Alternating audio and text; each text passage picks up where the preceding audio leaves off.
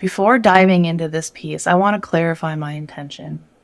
My goal is to foster honest and compassionate dialogue around the challenges in this sector. This isn't about self-promotion or finger-pointing. Instead, I hope to create a space for us to collectively recognize the impact that this work has on our well-being and to advocate for the supportive changes that our workforce needs. I invite you to take in what I am saying with an open heart, to join me in this conversation, knowing that every voice matters and has a unique story to tell. I recognize that some may question my motives, perhaps shaped by their own experiences and disappointments in this field. I understand that skepticism can come from valid past experiences, but my goal here isn't self-promotion. It's to bring authenticity and compassion to our work. Yes, I run my own consulting business. MTAN Solutions, LLC was formed in 2019 to regain control of my life and health without being forced to leave a field that I'm so passionate about. It is rare for someone who's trying to build a business to challenge the very systems that they work within. Honesty and systemic change are more important to me, though, than playing it safe. I formed MTAN after stepping down from a state-level position with an incredible nonprofit organization.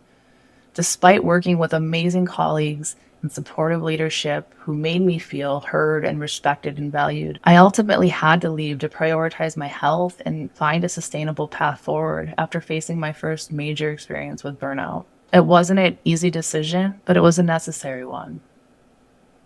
Founding MTAN wasn't about career advancement or becoming a nationally recognized consultant. It was the only way that I could find at that time to regain control of my life while still contributing to a field that I had dedicated my life to. I needed a structure that allowed me to set boundaries and manage demands and earn a wage that reflects my skills and experience. MTAN, which stands for more than a number, has been about creating a meaningful space for impactful work without compromising my well-being. I'm not pursuing expansion or national recognition. So far, I haven't even built a website or sought large contracts. MTAN is about using my skills to lift up my colleagues that are still facing the pressures that nearly broke me. Those who may not have as much control over setting boundaries and managing the inflow of demands. It's about seeing my colleagues and the people that they serve as more than a number. It's about building capacity where I'm able, advocating for change, and giving voice to issues that others may not feel safe to address. The fact of the matter is, I'm opening up now because I believe that we are at a critical juncture in our sector. Homelessness is at an all-time high, fueled by the convergence of challenges such as the Grants Pass versus Johnson ruling, the COVID-19 pandemic, and the rising housing costs. Burnout and turnover rates among homeless service professionals are at an unprecedented level. In fact, in 2023, the National Alliance to End Homelessness reported that 74% of organizations completing the survey nationwide were understaffed, and 71% experienced high employee turnover. We need to consider these statistics not only as evidence of a stress system, but as a call to action for improving worker support, retention, and overall well-being.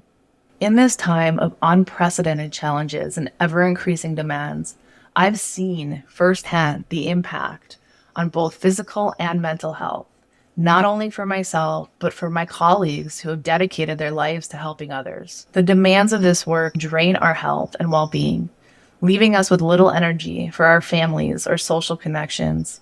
Many of us, myself included, have sacrificed personal time and relationships to meet the field's demands, often putting our needs and those of our loved ones on hold until they can no longer be ignored. I have seen colleagues hospitalized or forced to leave the field due to stress-related health issues. Many put their needs aside until their health requires them to slow down or stop completely. Watching the toll that this work takes, even on those with strong support systems, underscores the urgent need for systemic support in the field. These aren't challenges that we can tackle individually. They demand a fundamental shift in how we support and protect the well-being of those entering this field. Opening up so publicly this past summer about things that I had kept private required me to be raw and vulnerable in a way that I had never been before.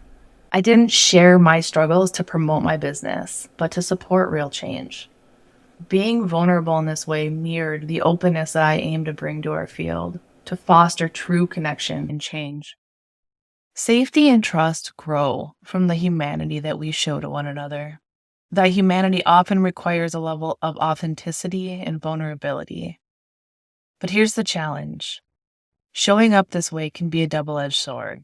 It can foster connection and trust, but it can also put us and others at risk if we're not intentional. I've done a lot of healing and self-work to get to the point where I was ready to unmask the way that I did in that presentation. Even then, all the caution taken, the safety nets in place, I still managed to miss the mark. Access to the level of training and support needed to learn what trauma-informed care truly looks like and what self-disclosure should look like, especially outside of that clinical client-staff setting, is not made readily available. I honestly shudder to think about how many people I have inadvertently traumatized during periods of my life when I was stuck in fight or flight. When I began to heal, not knowing exactly how to process those emotions as they came to the surface. Even with the time, training, self-reflection, and research, I still find myself making errors. This underscores the critical need for more resources and training like this in this field. If you haven't seen the presentation and you happen to go looking for it, please be advised that you may find it triggering. Here are a couple things that you should be aware of upfront.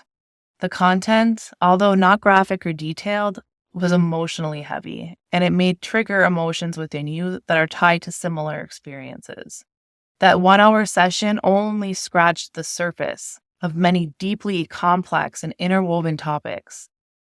It was rushed. It didn't leave nearly enough time to provide sufficient context to clarify certain points. Additionally, it was specifically about my journey through adversity and burnout.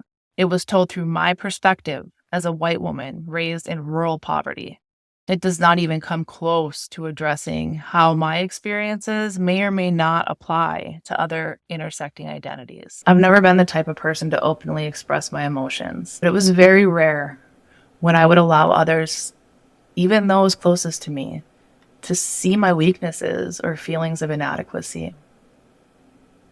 I've always been the rock, the reliable one, the problem solver, the leader, the comforter, the one that people turn to when they're in trouble or need help. And for that reason, giving that presentation, I felt a level of discomfort unlike anything I had ever experienced before. But it also helped me grow in ways that I never thought possible. There's no growth in comfort. Growth and comfort cannot coexist. While I share some of my journey here, these stories aren't mine alone. Many of us enter this field with a unique struggle and strength, carrying experiences that shape us and how we serve others. If we are going to continue to recruit people with lived experience under the premise that their expertise is valued, we must take a hard look at the support systems required to prevent further harm to those who look already overcome so much. Creating a supportive system means aligning words and actions at every level. Ensuring that policies, resources, and workplace cultures genuinely reflect the value that we place on lived experience. Policies alone mean very little if they are not upheld by the daily actions and attitudes of everyone. We must create an environment where support is felt in practice and not just promised in theory. I recognize that many dedicated people work tirelessly to address these issues. My words aren't meant to discredit or undermine those efforts. Instead, they're an invitation to think together about how we can strengthen our support structures for everyone involved. This is the transformation our sector needs, not only to survive, but to thrive. Let's work towards a goal of transforming the sector into one of true equity and inclusion, where all voices are valued and heard. A sector where we can self-reflect and are open to diverse perspectives and seek to understand the experience that shaped those perspectives. Where mistakes are acknowledged, accountability is taken, and everyone feels safe enough to be able to speak their mind and vulnerable enough to show up as their true selves. I recognize that there is an urgent need for immediate support. And so I've spent time thinking about how do we make that happen? I envision an online community for individuals in our field who bring lived experience, past trauma, or other significant life stressors to this work. A place that's safe and judgment-free, where colleagues can share challenges and support each other and engage in anonymous sharing, if necessary, to ensure that everyone feels comfortable expressing themselves. For now, I share this vision in hopes of sparking interest among those who may want to join me in shaping this community. Your support is essential. Balancing these efforts with my personal and professional commitments isn't easy. As I continue my research, I'll share content and insights as time allows, hoping that these conversations inspire action and understanding across our field. But I'm also asking for your support to help me with these efforts. Help me to gain visibility and reach those who can contribute meaningfully. Engaging with my posts, whether through comments, shares, or thoughtful discussion, can help amplify the diverse voices in the conversation. This engagement isn't about promoting any single viewpoint. It's about fostering a broader, richer dialogue that values all perspectives and experiences. By expanding this conversation and supporting each other, we can move toward a sector where everyone feels seen, valued, and supported, where humanity truly lies at the heart of homeless services.